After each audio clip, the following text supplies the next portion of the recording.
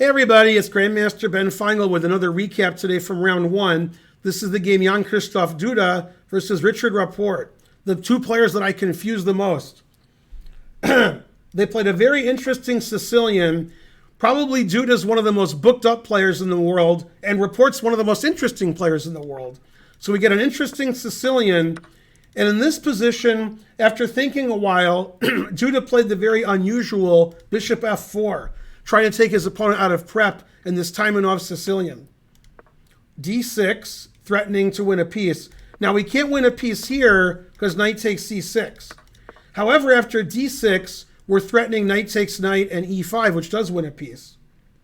So after d6, he took and played bishop d3, and now both players were on their own. It seemed like they weren't in prep anymore, and they were just playing. Knight e7, c4, and now the engine wants to play c5, knight c6, bishop e7, bishop e7, and says it's about equal. Maybe white's a little better. But Rapport likes to play imaginatively, and he played g6. He wants to play bishop g7 and castle, and then later decide where to move his pawns. Duda played the excellent pawn sacrifice c5, basically refuting g6. The idea is if you play d5, which looks like a nice center, I have bishop e5 or bishop d6. And this is unfortunate because our rook is going to have to move. Bishop d6, also very good. Taking the pawn is also bad. We play bishop e5. And you don't want to play rook g8, queen c2. Terrible position for black. Just awful. Another way to play is queen a5 check after c5, knight to d2, and if you try to take this, I play queen a4.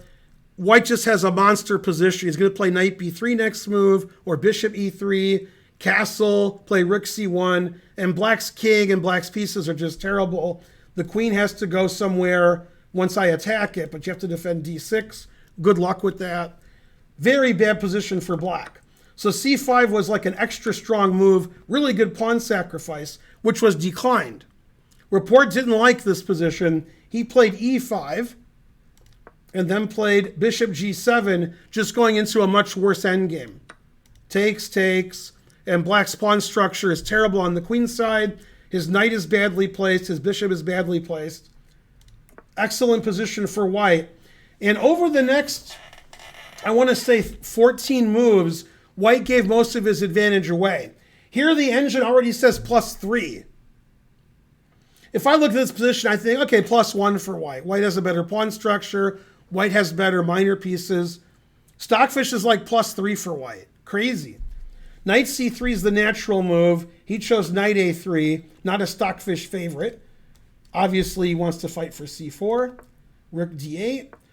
Bishop e2, also not a favorite. And they trade all the pieces. Bishop takes d1 is actually a mistake.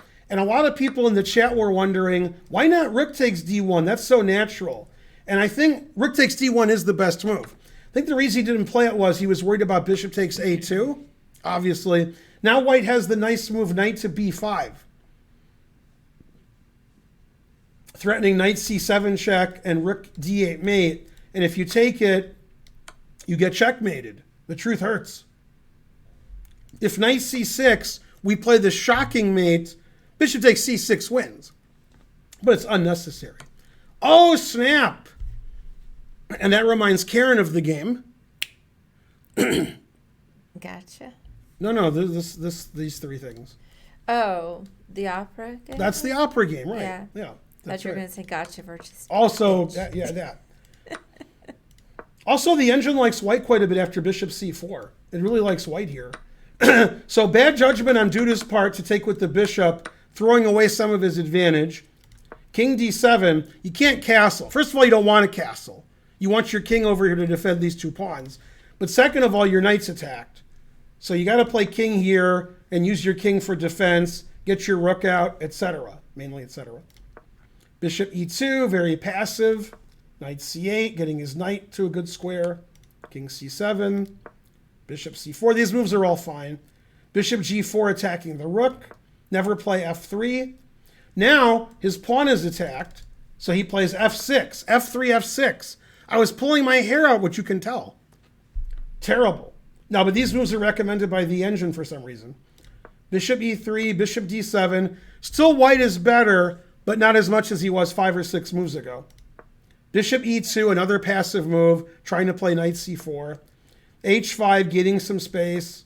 Knight c2, he wants to play knight b4, knight a6 check, knight c5. I agree with all of that. Always play bishop f8, stopping knight b4. a3, he wants to play knight b4. a5, you're not playing knight b4. King f1, too slow, too old, too slow. Bishop e6, bishop d2, very slow. King b6, defending the pawn. I told you need your king over here to defend these pawns. Knight e3, knight d6, and black is already about equal. White's thrown away almost all of his advantage. Now in this position, black made a very bad move because this is about equal here. Black played rook d8 question mark, and he should have played king c6.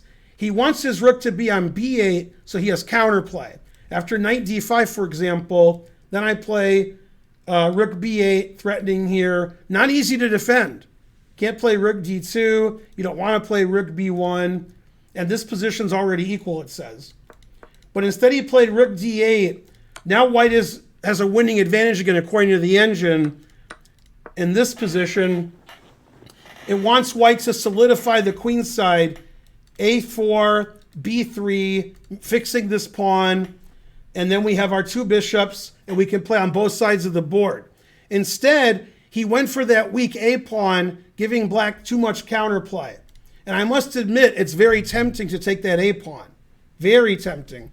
And probably he thought with the bishop here, his rook would be trapped, but it's actually trapped on a good square. That's not a bad square. So he played rook d3, giving almost all of his advantage away, but winning that a5 pawn. That's what he wanted.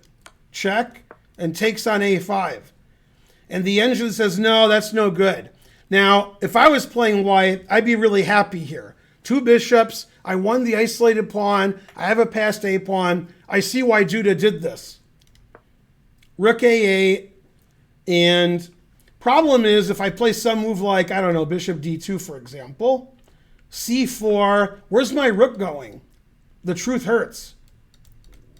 The answer is b4 because there's nowhere else to go.